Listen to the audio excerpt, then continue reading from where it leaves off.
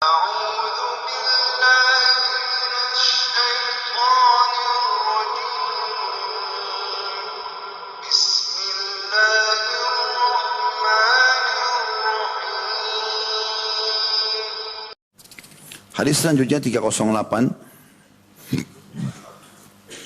Imam Bukhari rahimahullah berkata, Abdus Salam mengabarkan kepada kami, ia berkata, Ja'far mengabarkan kepada kami dari Abu Imran an Yazid ibn Babanus qal dakhalna ala Aisyah radhiyallahu anha faqulna ya ummal mu'minin ma kana khuluq Rasulillah sallallahu alaihi wasallam qalat kana khuluquhu al-Qur'an taqra'una suratal mu'minin qalat iqra' qad aflaha al-mu'minun qala Yazid faqara'tu قد أفلح المؤمنون إلى لفروجهم حافظون قالت هكذا كان خلق رسول الله صلى الله عليه وسلم. Dari Yazid ibn Babanus, ia berkata, seorang tabi'in yang masyhur rahimahullah, kami pernah menemui Aisyah radhiyallahu anha ummul mu'minin, ya, ibu orang-orang beriman. Ini julukan para istri Nabi ridwanullahi alaihinna. Lalu kami bertanya, wahai ummul mu'minin, wahai ibunya orang-orang beriman, bagaimanakah akhlak Rasulullah sallallahu alaihi wasallam? Ia menjawab, kata Aisyah, akhlak beliau adalah Al-Quran. Kemudian beliau bertanya kepada kami, maksudnya Aisyah bertanya kepada Yazid, apakah kalian membaca surah Al-Mu'minun? Lalu ia berkata, bacalah, yang artinya kata Aisyah, setelah nanya, apakah kalian baca surah Al-Mu'minun? Tanda tanya, lalu Aisyah membacakan, yaitu yang dimaksud qad aflahal mu'minun, telah beruntung orang-orang yang beriman, atau sungguh orang-orang beriman telah beruntung. Al-Mu'minun ayat 1, nanti kita bacakan ini insyaallah. Yazid berkata, aku pun membaca ayat tersebut hingga ayat yang artinya mereka menjaga kemaluan mereka. Aisyah lalu berkata, demikianlah akhlak Rasulullah sallallahu alaihi wasallam. Kandungan hadis ini, Rasulullah SAW menghiasi diri dengan seluruh akhlak mulia yang terdapat dalam Al-Quran. Dan beliau juga sangat menjauhi segala larangan Allah yang terdapat dalam Al-Quran. Baik, kita masuk lebih dalam bahasan kita di sini. Yazid ibn Babanus ini adalah seorang tabi'in, laki-laki. Tapi dia datang belajar pada Aisyah radhiyallahu anha. Pertanyaan, apakah boleh laki-laki belajar dari seorang wanita, gitu kan? Karena terjadi ini kan. Maka ini khilaf di antara ulama. Kalau seandainya seorang wanita itu bisa terjaga dari fitnah, maksudnya menjaga diri dari fitnah, dan ilmu itu tidak dimiliki kecuali dari dia, ya, misalnya ada ilmu apa, ada pelatihan tertentu yang memang dia pakarnya, nggak ada yang lain gitu kan, sehingga harus beberapa laki-laki datang belajar, masih ada yang membolehkan. Tapi kalau enggak, maka dianjurkan untuk tidak terjadi interaksi itu. Ya. Di sini Ummul Mukminin Aisyah adalah seorang wanita, istri Nabi SAW yang interaksi langsung dengan Nabi SAW. Dan banyak ilmu yang di dalam rumah Nabi, Aisyah lebih faham. Makanya banyak beberapa sahabat yang datang kepada Aisyah lalu bertanya, wahai Ummul Mukminin, bagaimana Rasulullah begini, bagaimana Rasulullah begitu. Yang sudah kita tahu hadis masyhur tentang 3 orang yang masuk ke rumah Nabi SAW karena mereka mau ibadah yang lebih banyak, gitu kan? Karena di luar rumah Nabi mereka sudah tahu Nabi buat apa, tapi dalam rumah mereka tidak tahu. Lalu mereka datang menanyakan kepada Aisyah radhiyallahu anhum ajma'in, wahai ummul mukminin, di rumah Nabi buat apa aja? Di luar rumah kami sudah tahu nih. Lalu Aisyah dengan sederhana mengatakan, Nabi SAW di rumah seperti laki-laki seseorang di antara kalian di rumahnya. Ya, dia penuhi hajatnya sendiri, kadang-kadang bahkan dia jahit sendalnya yang putus, dan dia juga membantu kebutuhan istrinya atau keluarganya. Maka mereka seakan-akan berharap ada yang lebih besar daripada itu tentunya ketiga sahabat ini. Tapi itu ada bahasan sendiri, pernah kita jelaskan kisahnya. Tapi yang kita titik beratkan adalah bagaimana mereka datang belajar kepada Aisyah radhiyallahu anha. Tapi ini juga belajarnya tidak secara langsung. Umumnya hijab, ada hijab di antara Ummul Mukminin sebagaimana dalam Al-Quran diceritakan antara beliau ini istri-istri Nabi dengan para laki-laki. Ya. Ini juga diambil daripada potongan pertama, Yazid bin Babanus ini datang bertanya kepada Ummul Mukminin. Kemudian potongan yang kedua dari hadis adalah mereka bertanya tentang akhlak Nabi SAW. Seakan-akan Yang paling tahu akhlak Nabi ini Anda sebagai istri. Dan itu memang betul ya. Yang paling tahu tentang figur seorang laki-laki adalah istrinya. Yang paling tahu figur seorang perempuan adalah suaminya. Ya, karena di luar dia bisa menjaga wibawahnya, image-nya segala macam, tapi di dalam rumah belum tentu bisa. Di situ terlihat bagaimana dia mengontrol emosinya, bagaimana dia bermuamalah dengan baik. Kapan dia baik dengan pasangannya pasti baik di luar, nggak mungkin tidak. Udah santun sama suami, santun sama istri, baik sama dua-duanya, yang saya pernah bahasakan itu. Jadi suami istri saling bercanda, menghibur, menghilangkan penat, dan juga ya saling membantu satu sama yang lain memenuhi kebutuhan. Maka kita akan lihat orang-orang ini, suami istri akan sangat giat berkegiatan sosial di luar rumahnya. Karena memang dasarnya sudah dalam rumah begitu. Tapi kalau tidak dilakukan dalam rumah, maka di luar pun agak sulit. Ya. Karena banyak orang subhanallah, dia tidak mendalamkan hubungan dia dengan yang Allah suruh mendalamkan hubungan dengannya. Misal antara anak sama orang tua. Banyak orang hanya sekedar saja orang tuanya salaman selesai. Enggak, Allah suruh kita pendalam, bakti sama dia. Cari apa yang dia sukai, apa yang dia tidak sukai, dalami itu. Dan kejar pahala dari situ. Itu juga antara ya, suami istri. Banyak orang suami istri bertahun-tahun tapi kayak dingin, basi kalau makanan. Nggak pernah ada kata-kata sayang, nggak ada cinta, nggak ada bercanda, tegang semuanya. Begitu ketemu suami istri, kesalahan apa nih kira-kira yang saya bisa dapat? Kesalahannya dulu, bukan kelebihannya. Padahal kita dianjurkan dalam Islam, kalau di baju pasangan kita misalnya ada satu kotoran, kita tutup itu yang kita lihat yang bagusnya. Itu yang kita lakukan, kita tidak terbalik. Yang kotor, kotor jorok. Misalnya. Yang dilihat itu ya, padahal yang lain dilupakan. Walaupun kita boleh memberikan masukan misalnya. Ini contoh orang-orang yang harus memang kita dalam. Karena ini suami istri, saling menjaga rahasia, orang tua anak-anak kita, dan seterusnya. Harusnya lebih dalam hubungannya. Gitu kan? Allah sampai Nabi SAW mengatakan, saya tidak menemukan cinta yang sejati, yang sebenarnya penuh dengan pengorbanan, perhatian, segala macam, dan kenikmatan tersendiri dibandingkan suami istri. Tapi orang banyak tidak dapatkan itu. Karena mereka tidak mengikhlaskan niat menjalankan ini karena ibadah kepada Allah dan tidak mendalamkan hubungan dia dengan pasangannya. Hanya sekedar melalui saja begitu. Dan ini keliru. Gitu kan? Sama tadi orang tua juga sama anak. Ini juga harus lebih dalam. Jiwai anak-anak itu. Penuhi kebutuhannya, serius dalam mendidik mereka. Jadikan mereka sebagai kader-kader umat. Seperti itulah. Gitu. Itu hal-hal yang harus kita lakukan tentunya. Di sini mereka menanyakan akhlak Nabi SAW bukan kepada Abu Bakar, bukan kepada Umar, bukan kepada sahabat-sahabat Nabi. Karena orang bisa jaga nama baik ini di depan sahabatnya. Tetapi kalau dengan pasangan ini terlihat semuanya. Makanya Aisyah memberikan gambaran kalau akhlak Nabi SAW Al-Quran. Lalu dalam riwayat ini dijelaskan. Seperti apa sih ciri akhlak Nabi itu yang dimaksud? Maka Aisyah menjelaskan itu. Kita buka sekarang surah Al-Mu'minun ya. Aisyah menjelaskan radhiyallahu anha kalau dia atau akhlak Nabi SAW ada dalam surah Al-Mu'minun. Maka Aisyah mengatakan, apakah kalian baca surah Al-Mu'minun?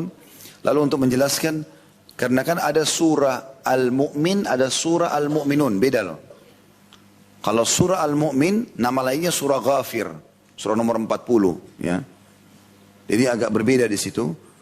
Ada Al-Mu'min, ada Al-Mu'minun ya. Kalau Al-Mu'minun itu surah nomor 23. Kalau Al-Mu'min surah nomor 40.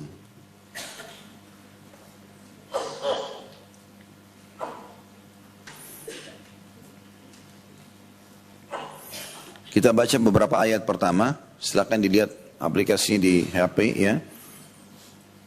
A'udzubillahi minasyaitonirrajim. Qad aflahal mu'minun. Sesungguhnya beruntunglah orang-orang yang beriman itu. Siapa mereka ya Allah? Bagaimana supaya kami bisa mencapai derajat orang-orang beriman yang engkau katakan itu beruntung? Allah sebutkan ciri mereka. Yang paling pertama cirinya ayat 2. Alladzina hum fi salatihim khashi'un, yaitu orang-orang yang khusyuk dalam salatnya, konsentrasi. Ini ciri akhlak Nabi yang pertama. Sampai ulama mengambil dari potongan hadis ini, kalau Aisyah menjelaskan, kalau kalian mau melihat akhlak Nabi, ya, atau orang yang dinilai berakhlak seperti akhlak Nabi, lihat salatnya khusyuk enggak? Karena Nabi SAW berakhlak dengan itu. Kalau udah salat, udah konsentrasi full. Dan sebagian salafus saleh menjalankan itu. Sampai digambarkan Abdullah bin Mas'ud radhiyallahu anhu itu kalau berdiri, Abdullah bin Amr, mereka kalau berdiri sholat, maka mereka tidak terpengaruh dengan apapun di sekitarnya. Sampai seseorang di antara mereka, Abdullah bin Amr radhiyallahu anhu, pernah lagi sujud di dekat Ka'bah, ada batu besar jatuh tiba-tiba, gitu kan? Dari pegunungan tergelincir sampai menarik bajunya dia, jatuh dekat kepalanya, tapi dia tidak bergerak sedikit pun. Ya, mereka saking konsentrasinya dalam sholat itu. Kalau udah sholat, mereka sudah tidak lagi fikir yang lain. Ya, dan ini harusnya mendalam ini ya. Teman-teman bisa ikuti, ada ceramah kami di YouTube. Mudah-mudahan teman-teman tim sudah angkat. Saya bedah sebulan sekali di Makassar buku Mukhtasar Minhajul Qasidin punyanya Ibnu Qudamah rahimahullah. Beliau membahas bab-bab fikih seperti bab sholat, bab zakat, bab puasa, tapi bukan lagi yang dibahas tentang rukun-rukun dan syarat-syaratnya. Ya, seperti kita biasa bahas misalnya. Tapi ini tidak lebih menyentuh kepada poin-poin secara keimanan. Jadi sholat bagaimana supaya lebih khusyuk gitu. Ya. Maka di antara hal yang ditekankan oleh beliau di situ adalah bagaimana seseorang itu menikmati sholatnya, gerakan-gerakannya gitu kan. Karena memang dia akan diberikan pahala sesuai dengan kadar konsentrasi dia. Kalau ada yang kita lagi sholat, rakaat pertama kita hadir, rakaat kedua kita hilang, mengkhayal, maka rakaat kedua itu hilang pahalanya. Makanya Nabi SAW mengatakan dalam sebuah hadis, berapa banyak orang pada hari kiamat tidak terima pahala sholatnya kecuali setengahnya. Ada yang tidak terima kecuali sepertiga, seperempat, ada sepersepuluh, bahkan ada yang cuma menerima sholatnya seperti pakaian kotor yang diremukkan lalu dilempar ke wajahnya. Wa na'udzubillah. Jangan sampai. Coba Bapak Ibu belajar konsentrasi dalam sholat. Ada satu jenis sholat yang banyak orang belum kerjakan. Dan ini sholat yang dilakukan oleh Nabi Zakaria alaihissalam pada saat beliau masuk ke musholanya Maryam. Kemudian beliau melihat ada makanan-makanan, buah-buahan yang tidak pernah ada di situ. Itu ditanya, dari mana ini Maryam? Maryam dari sisi Allah. Maka Zakaria alaihissalam langsung sholat. Sholat apa yang Zakaria lakukan ini? Itu adalah sholat di situ ya. Sholat ini adalah sholat nafilah namanya. Sholat nafilah, sholat tambahan. Jadi kalau Bapak Ibu, yang penting bukan waktu dilarang ya.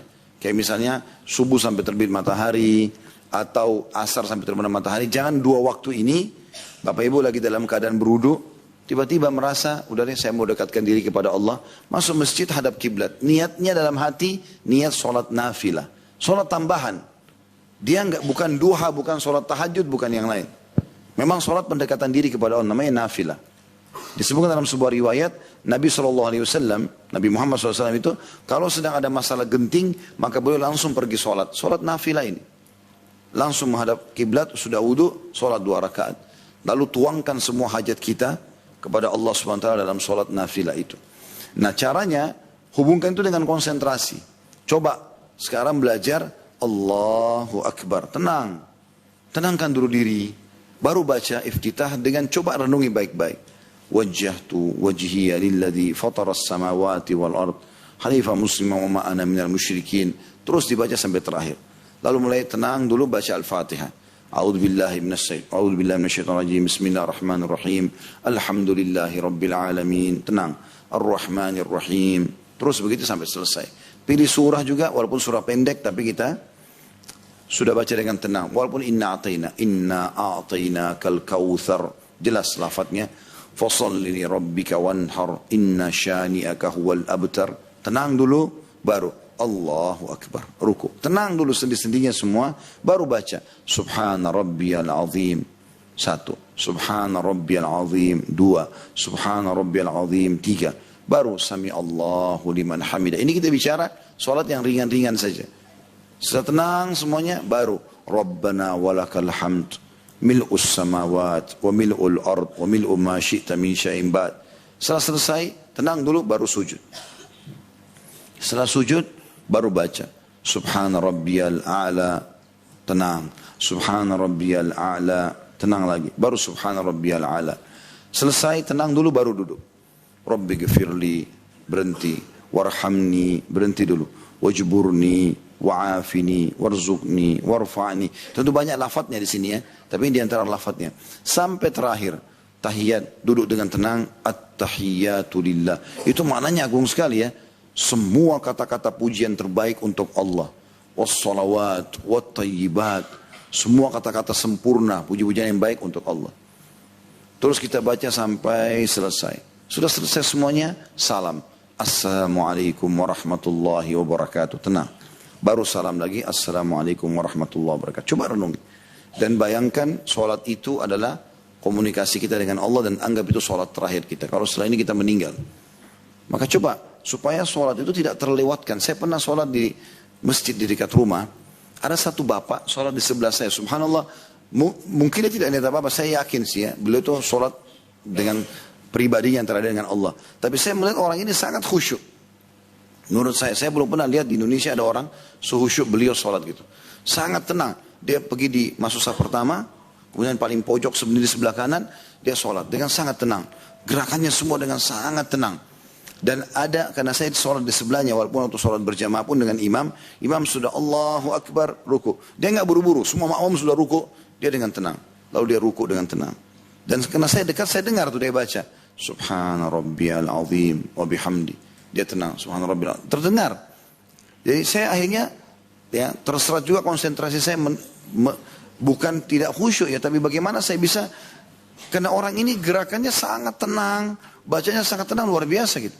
Sami Allah liman hamidah, imam bangun, semua orang bangun. Dia masih tenang, baru kemudian dia bangun. Sami Allah liman hamidah. Dia tidak terpengaruh dengan buru-buru, gejolak dalam jiwa yang harus segera menyelesaikan sholat. Tidak begitu. Sampai salam, subhanallah. Nah, saya juga ambil pelajaran dari orang ini, bagaimana konsentrasi sholat. Saya juga tahu ada sahabat dekat saya tidak usah sebutkan namanya. Beliau juga seorang ustaz, saya tahu kalau sholat luar biasa gitu. Sangat tenang. Tidak buru-buru, walaupun berjamaah. Apalagi kalau sholat sendiri. Berjamaah pun sama imam Allahu Akbar, dia dengan tenang, baru dia Allahu Akbar. Tenang. Tidak terburu-buru gitu. Ya. Karena memang ada ancaman ya. Siapa yang mendahului imamnya, maka bisa Allah ubah kepalanya jadi kepala keledai. Karena itu bahaya, ancaman berat itu. Jadi itu untuk khusyuk. Nah, kiat-kiat khusyuk teman-teman sekalian, itu tadi contoh sholat khusyuk. Kiat-kiat khusyuk adalah benar wudunya, ya. Kemudian benar bacaan dan gerakan sholatnya, terutama memahami apa yang diucapkan. Nah, ini insya Allah sudah cukup untuk bisa membawa pada kehusyuan. Ini ciri yang pertama. Dan ini akhlak Nabi SAW. Kemudian yang kedua, ini di ayat ketiga, وَالَّذِينَ هُمْ عَنِ اللَّغْوِ مُعْرِضُونَ. Dan orang-orang yang menjauhi diri dari perbuatan dan perkataan yang tidak berguna. Nggak ada gunanya. Ngomong kosong, mengkhayal, ya, atau buat tertawa orang dengan berita dusta. Semua ini nggak benar. Dalam Islam tidak ada itu. Orang muslim itu yang dia ucapkan emas semua, bernilai. Sebelum dia ucapin, dia pikirin, ini bagus gak? Bermanfaat gak? Dia bicara. Jadi semua itu dicatat oleh malaikat, bagus saja semua nanti hari kiamat. Gak ada omong kosong. Kata Atha bin Abi Rabah rahimahullah, mestinya seseorang dari kita malu. Kalau nanti dipaparkan bukunya amalnya hari kiamat, gak ada urusan akhirat, urusan agama, gak ada juga urusan dunia. Bukan bicara tentang bisnis dikembangkan, pendidikan anak, enggak, omong kosong. Ada orang berteman sudah 30 tahun, itu aja ceritanya. Hah? Dulu saya waktu masih SD, orang sudah hafal ceritanya. Ngapain diulang-ulang? Mungkin kalau temannya bilang itu sudah 700 kali saya dengar. Terulang-ulang terus gitu. Saya berapa kali gitu, pernah jalan beberapa orang, cerita itu sudah berapa kali saya dengar, tapi diulang-ulang. Cuma saya juga nggak enak mau tegur, sudah saya diam saja. Tapi saya ambil pelajaran, kalau saya tidak perlu mengucapkan itu, sudah cukup orang tahu. Gitu kan? Kalau dia mengatakan bahwa saya, Ustaz ingat gak dulu pernah begini? Oh iya saya ingat. Udah sebatas cukup. Saya tidak usah tanggapin, kecuali sesuatu yang bermanfaat, yang saya rasa manfaatnya lebih besar, oke, baru saya tanggapin. Supaya ayo kita tingkatkan kualitas kita nih. Hanya cuma berputar di situ-situ yang omong kosong yang tidak ada manfaatnya gitu kan. Kemudian yang ketiga, tentu ini ciri Nabi SAW ya, ini contoh akhlak yang mulia. Kita bisa lihat orang itu berakhlak kalau dia tutur katanya dirata dengan rapi, baik dan segala macam. Kita tidak bicara ini kalau dia sedang bercanda ya. Ada saja juga bercanda, mungkin suami istri bercanda, tapi tidak boleh juga ada kebohongan. Itu lain, atau orang tua main sama anaknya masih kecil, itu berbeda. Yang ketiga adalah sifatnya walladzina hum lizzakati fa'ilun, dan mereka orang-orang yang menunaikan zakatnya. Jadi Bapak Ibu konsentrasi menilai selama tidak ada utang, hilung aset kita, ya, investasi dan juga tabungan. Kalau sudah haul 1 tahun, maka dikeluarkan zakatnya. Sudah pernah kita jelaskan masalah ini. Selanjutnya adalah walladzina hum li furujim hafizun, dan orang-orang yang menjaga kesucian kemaluan mereka. Mereka sama sekali tidak melanggar itu, ya, tidak pernah berzina lah maksudnya. Allah mengatakan, kalaupun dia ingin lampiaskan, illa ala azwajihim, kecuali mereka lampiaskan pada pasangan mereka. Au ma malakat aimanum, atau budak yang mereka milikin. Sudah pernah kita jelaskan masalah itu. Fa innahum ghairu malumin, mereka dalam hal itu tidak tercelah. Faman ibtagha wara'a dzalika fa ulaika humul adun, barang siapa mencari yang di balik itu, maka mereka itulah orang-orang yang melampaui batas. Maksudnya mencari, ya, pengganti nikah adalah perzinahan. Kemudian ayat 8-nya, walladzina hum li amanatihim wa ahdihim ra'un, mereka ada juga orang-orang yang memelihara amanah-amanah yang dipikulkan dan janji-janjinya. Jadi sudah kita jelaskan, Nabi minta itu supaya menjaga amanah. Kemudian ayat 9-nya, walladzina hum ala salawatim yuhafidhun, mereka adalah orang-orang yang suka memelihara solat mereka, maksudnya on time dikerjakan dengan jumlah-jumlah maksimal, ya. Jadi Bapak Ibu usahakan jangan berhenti, terus meningkatkan secara kuantitas. Kalau kualitas nggak ada pilihan. Secara kuantitas, jumlah. Kalau kualitas sekali lagi itu wajib. Konsentrasi, khusyuk dalam sholat, apa segala macam. Konsentrasi pada saat baca Al-Quran, dzikir segala macam, itu bukan pilihan, kewajiban. Tapi yang kita maksud adalah kuantitas, ya, jumlah. Kayak misalnya Bapak Ibu biasa duha 2 rakaat. Usahakan naik jadi 4. Usahakan naik jadi 8. Usahakan naik maksimal 12. Kalau sudah niat sampai 12 istiqomahkan. Gitu lah. Sholat malam biasanya 2 rakaat. Sekarang meningkat 4. Meningkat sampai 8. Witir biasa 1. Sekarang jadi 3. Kalau sudah sampai pada maksimal tinggal istiqomah. Gitu loh. Dan ini kuantitasnya yang dibahas gitu. Mereka selalu meningkatkan kuantitas selain kualitas yang memang bukan pilihannya. Lalu Allah SWT menjanjikan bagi orang-orang yang menjaga semua itu, ulaika humul warithun. Mereka itu adalah orang-orang yang akan mewarisi. Apa yang mereka warisi, ya Allah? Apa yang mereka dikasih nanti? Alladzina yarithuna al-firdausa hum fiha khalidun. Mereka akan mewarisi surga Firdaus dan mereka kekal di dalamnya. Nah, ini adalah bahasan tentang masalah akhlak yang mulia. Bagaimana tergambarkan akhlak Nabi SAW di dalam 11 ayat dari surah Al-Mu'minun itu. Sebagaimana digambarkan oleh Ummul